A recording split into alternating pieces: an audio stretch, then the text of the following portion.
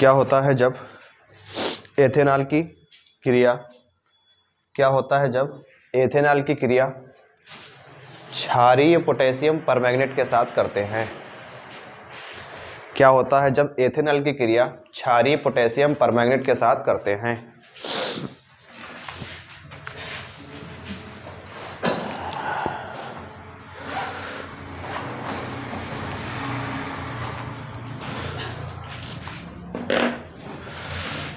Ethanol की क्रिया क्षारीय पोटेशियम परमैंगनेट के साथ करते हैं।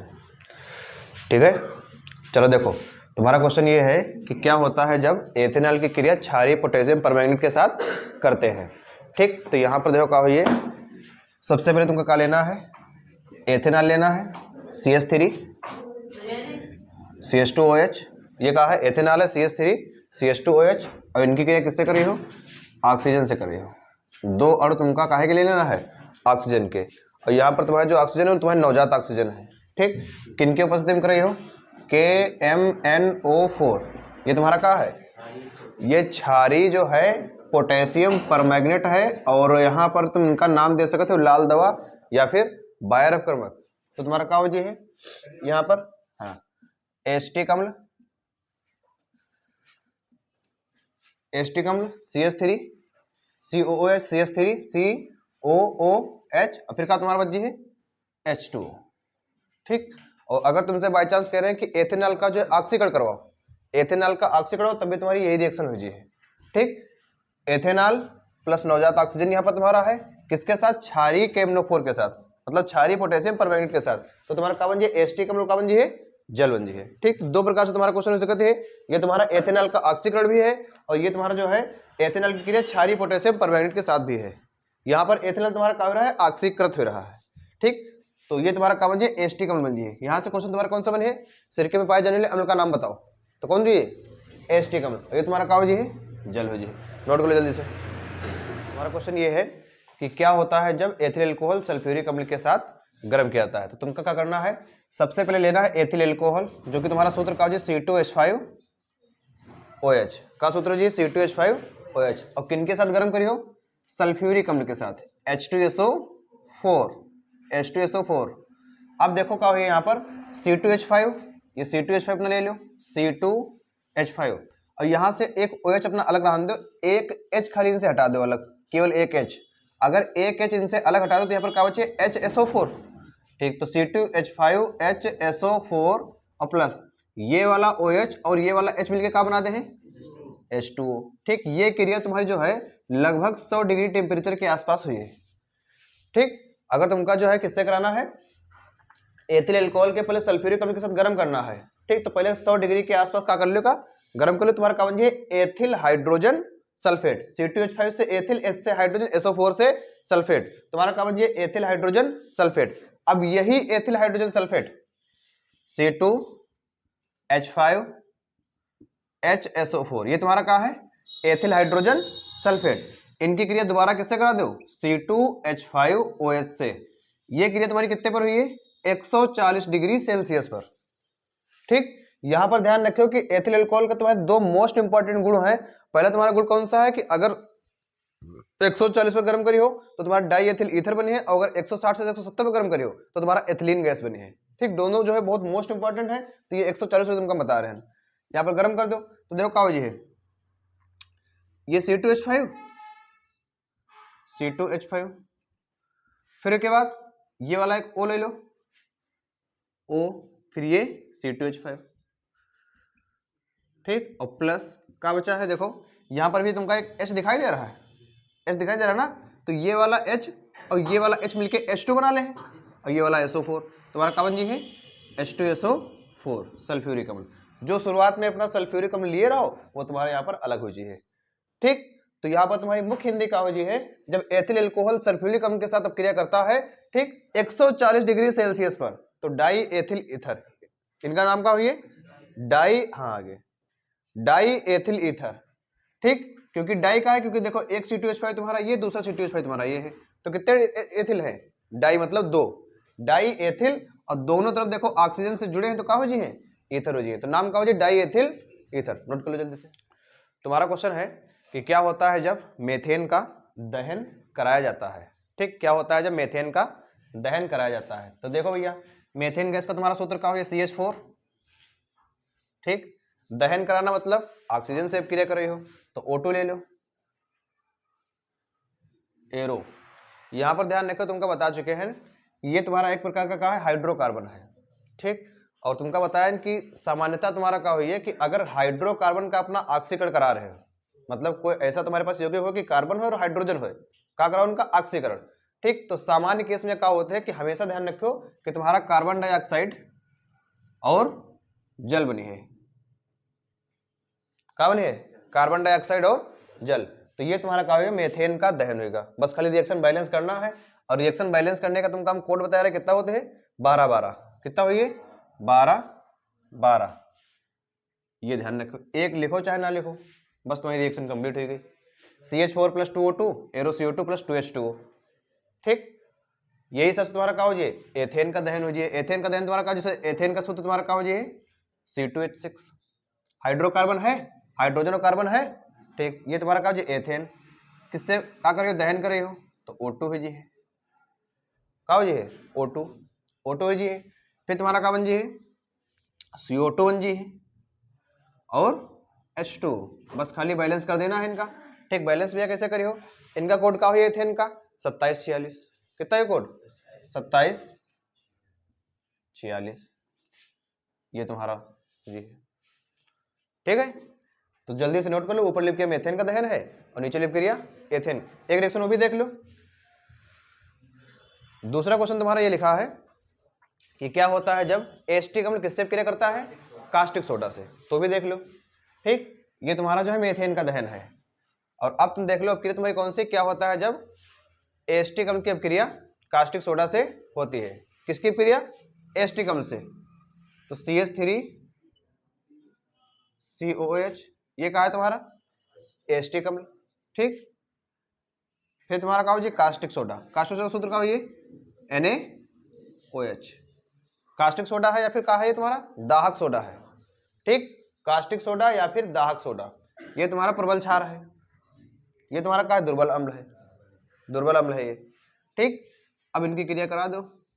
देखो लगभग तुम कह सकते हो कि ये अम्ल है और ये क्षार है। अम्ल और क्षार आपस में मिलकर क्या बनाते हैं, टाउड प्लस जल। तो देखो भैया, जल निकाल दो पहले अलग। ये वाला H और ये वाले OH मिलकर तुम्हारा जल बना दे हैं H2O, तो जल हम अलग निकाल दिया यहां पर। ठीक, और फिर तुम्हारा क्या बचा, देखो CH3COONA, CH3COONA। ठीक, बस ये एस्टिक अम्ल है, ये कास्टिक सोडा है। यहाँ पर तुम्हारा क्या हो जाए, सोडियम एसीटेट। सोडियम एसीटेट, जहां पर तुम्हारा कहीं पर CH3COO आवे, ध्यान रखो वहां पर सोडियम तुम्हारा एसीटेट है। ये तुम्हारा कहा भैया जल है, जल्दी से नोट कर लो।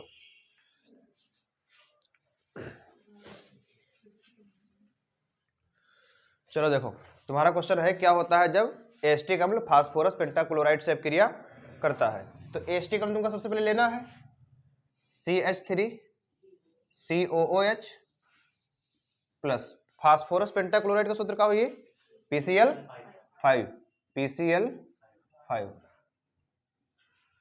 तुम्हारा क्या बन जाए भैया, ध्यान देखो यहाँ पर एक तुम्हारा मुख्य उत्पाद बनी है CH3COCl, ये बन जाए CH3COCl। और यही अपक्रिया का तुम्हारा मुख्य उत्पाद बनी है तुम्हारा क्या है, एसिटिल क्लोराइड। क्या है ये, एसिटिल क्लोराइड, एसिटिल क्लोराइड। ये तुम्हारी अपक्रिया का मुख्य उत्पाद है एसिटिल क्लोराइड। और फिर तुम्हारा क्या बन जाए, POCl3, और फिर तुम्हारा बन जाए भैया HCl गैस। बस मेन उत्पाद तुम्हारा यह है। जब एस्टिक अम्ल फास्फोरस पेंटाक्लोराइड से क्रिया करता है तो एस्टिल क्लोराइड का निर्माण करता है। जल्दी से नोट कर लीजिए, ठीक है। देखो भैया, तुम्हारा क्वेश्चन ये है कि एस्टिक अम्ल से मेथेन कैसे प्राप्त करेंगे। तो अगर तुमका देखो एस्टिक अम्ल से मेथेन बनाना है तो पहली बात तो ये जान लो कि एस्टिक अम्ल से मेथेन बनाने की जो तुमका विधि बताए जा रहे हैं, तो ये तुम्हारी क्या है, प्रयोगशाला विधि है मेथेन बनाने की। क्या एक विधि है, मेथेन बनाने की प्रयोगशाला विधि है। ठीक, करना क्या होगी, तुमका लेना है पहले एस्टिक अम्ल। ठीक, किससे अपक्रिया करे हो, NaOH से। किससे करे हो, NaOH से। तुम्हारा क्या बन जाए, सोडियम एसीटेट और जल। यहां तक सेम है, चलो उधर लिख दी, यहां तक सेम है। ठीक, अब तुमका करना है भैया CH3CO यानी लेना है, मतलब सोडियम एसीटेट CH3COO Na, ये ले लेना है। ठीक, और इनका लेने के बाद तुमका काहे के साथ गर्म करना है, सोडा लाइम के साथ। सोडा लाइम तुम्हारा क्या हो जी है, सोडा लाइम तुम्हारा इनका जो है मिश्रण हो जी है, कास्टिक सोडा और कैल्शियम ऑक्साइड, ये तुम्हारा सोडा लाइम है, NaOH प्लस CaO का मिश्रण, कहा है ये सोडा लाइम है। तो इनके साथ क्या हो जी, अपक्रिया हो जी है। अब देखो भैया ध्यान से, ये वाला H है इनके पास, तो क्या हो जी CH4, ठीक, CH4 और प्लस देखो ये Na है, ये Na है, तो क्या हो जी Na2, और कार्बन कितने हैं, एक, ऑक्सीजन कितने हैं, 1 2 3, तो Na2CO3, तुम्हारा धावन सोडा का जो है निर्माण तुम्हारा हो जी है। ठीक है, जी धावन सोडा का निर्माण हो जी है। तो यहाँ पर हिंदी इनकी क्या हुई है, एस्टिक अम्ल जब कास्टिक सोडा के साथ अपक्रिया करता है तो सोडियम एसीटेट का निर्माण करता है, वो तो मान लो अलग जल है। फिर क्या हुई है कि जब यही सोडियम एसीटेट सोडा लाइम के साथ गर्म करने पर, एस्टिक यही सोडियम एसीटेट को सोडा लाइम के साथ गर्म करने पर, ठीक, मेथेन गैस का निर्माण होता है। ठीक, तो ये तुम्हारी मेथेन गैस बनाने की प्रयोगशाला विधि है। अगर तुमका बाई चांस तुमसे पूछ दे कि धावन सोडा कैसे बनाएंगे, तुमका अगर नहीं पता है कि बेकिंग सोडा को गर्म करने पर, तुम ये रिएक्शन लिख सकते हो, धावन सोडा बनना है ना, सही हो जी। अगर वहां पर कुछ ना लिखे हो कि धावन सोडा बनाने की कोई एक विधि बताइए, धावन सोडा बनाने की कोई एक विधि बताइए, लिख सकते हो, नोट कर लो जल्दी से। चलो देखो, तुम्हारा क्वेश्चन ये है कि तुम्हारे पास 4 यौगिक दिए गए हैं। अब 4 यौगिक में से तुमका ये बताना है कौन तुम्हारा मूलक है, कौन तुम्हारा क्रियात्मक समूह है। ठीक, कौन तुम्हारा मूलक है, कौन तुम्हारा क्रियात्मक समूह है। मूलक तुम्हारा क्या होते हैं, जैसे मूलक ध्यान रखो, अगर बाई चांस तुम्हारे पास एल्किल मूलक है, एल्किल जो काहे से व्यक्त करते हैं, R से, तो एल्किल मूलक का तुम्हारा समान सूत्र क्या हो जाए, CnH2n+1, ये एल्किल मूलक का समान सूत्र है CnH2n+1, समझ रहे मेरी बात।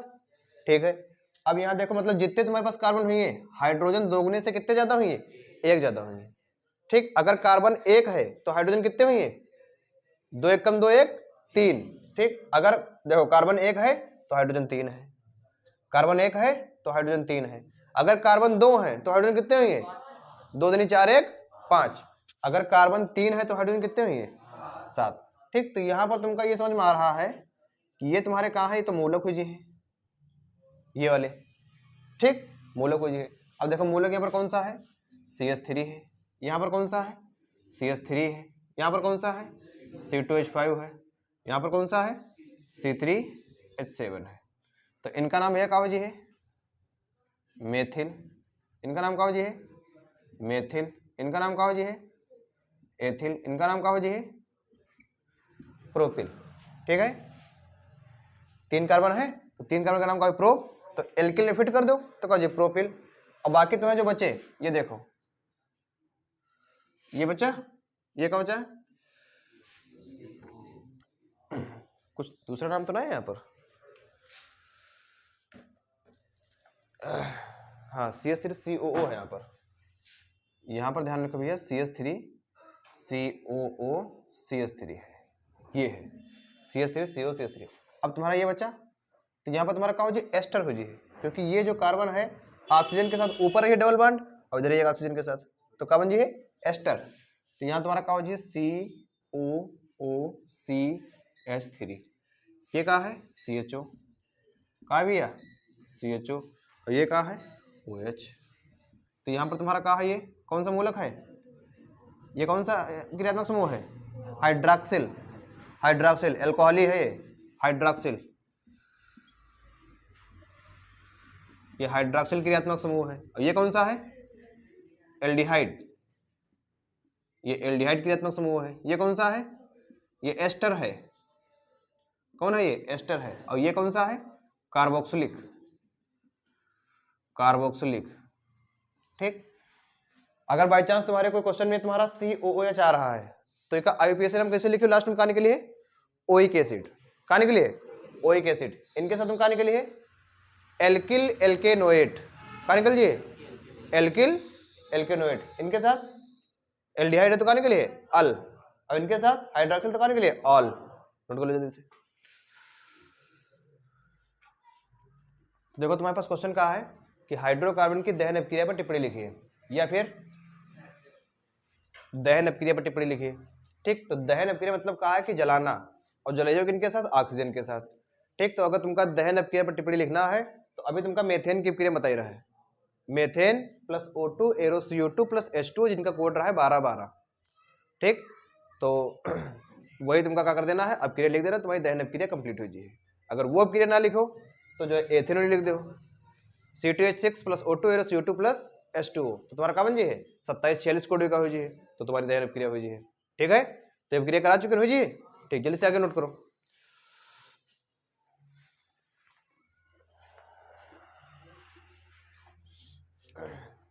यही तुम्हारे क्वेश्चन जो है कई टाइप से पूछे जा सकते हैं। तो अगर जब तुम वीडियो इनकी देखियो जो तुमका यहाँ पर क्वेश्चन तुमका सारे लिखे मिले हैं एक साथ, जितने टाइप से पूछे जा सकते हैं, तो सबके आंसर तुम्हारे समझ लो यही हुई है। ठीक, 2-3 रिएक्शन बताए दे रहे हैं, तो उनके जो कम से कम 7-8 क्वेश्चन तुम्हारे बने हैं, यहाँ पर लिखो अपना आराम से, तो उनका जो नोट कर लियो, तो वह हिसाब से तुम्हारे क्वेश्चन सारे पूछे जी हैं। ठीक, तुम्हारा क्वेश्चन क्या है कि क्या होता है जब मेथेन ओजोन से अपक्रिया करता है।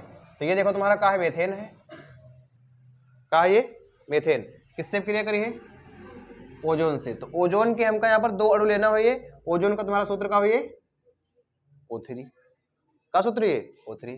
तो अपक्रिया करा दो भैया क्या बन जी है, सबसे मुख्य उत्पाद यहाँ पर तुम्हारा बने है HCHO, और तुम्हारा क्या बन जी है H2O, और क्या बन जी है H2O। ऑक्सीजन कितने यहाँ पर 3 दूनी 6, यहाँ कितना है 1, यहाँ कितना है 1। ठीक, फिर तुम्हारा क्या बन जी है 2O2, क्या बन जी है 2O2, ये ध्यान रखो। तो यहाँ अगर मेथेन की क्रिया तुम ओजोन से कर रही हो तो तुम्हारा मुख्य उत्पाद तुम्हारा भैया क्या बने फॉर्मेल्डिहाइड, क्या बने फॉर्मेल्डिहाइड, और इनका आईयूपीएसी नाम क्या हुई है मेथेनल, क्या आईयूपीएसी नाम मेथेनल। तुम्हारा क्वेश्चन ऐसे बने कि मेथेन से मेथेनल कैसे प्राप्त करेंगे। ठीक, मेथेन से फॉर्मेल्डिहाइड कैसे प्राप्त करेंगे। तुम्हारा क्वेश्चन बने क्या होता है जब मेथेन ओजोन से क्रिया करता है। तो ये सब तुम्हारे क्वेश्चन बना चले जाइए। ठीक है, क्वेश्चन तुमका लिखे मिल जाए, अपना आराम से देख लियो। ठीक, जल्दी से नोट करेगा। कहा है कि क्या होता है जब मेथेन की अपक्रिया नाइट्रिक अम्ल से होती है। तो देखो भैया समझो ध्यान से, ये तुम्हारा भैया मेथेन है CH4 है, ठीक, और ये तुम्हारा क्या है नाइट्रिक अम्ल है HNO3। ठीक, अपक्रिया कराना है। यहां पर ये ध्यान रखो कि ये अपक्रिया तुम्हारी 400 डिग्री सेल्सियस पर हुई है। कितने हुई है 400 डिग्री सेल्सियस पर। ठीक, हिंदी इनकी क्या बने कि मेथेन को जब नाइट्रिक अम्ल से 400 डिग्री सेल्सियस पर गर्म किया जाता है तो नाइट्रोमेथेन का निर्माण होता है, नाइट्रोमेथेन।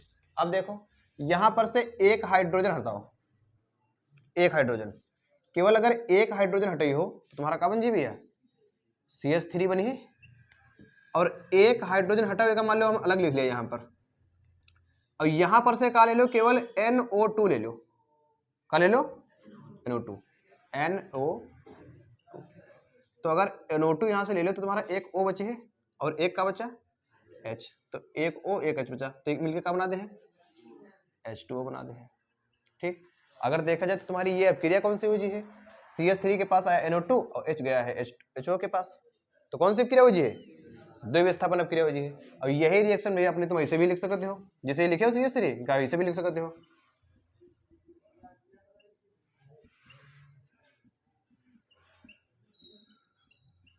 उत्पाद तुम्हारा ऐसे भी बन सकते हैं। इनका नाम क्या हो जाए नाइट्रोमेथेन, नाम क्या हो जाए नाइट्रोमेथेन। ठीक, क्या नाम हो ये नाइट्रोमेथेन, और ये तुम्हारा क्या हो जाए जल। ठीक, और ये तुम्हारी एक द्विविस्थापन अपक्रिया भी हो जाए, मेथेन की नाइट्रिक अम्ल से अपक्रिया भी हो जाए। द्विविस्थापन पूछे तब भी ये लिख दो, हो जाए ना। ठीक, तो जल्दी से नोट करेगा।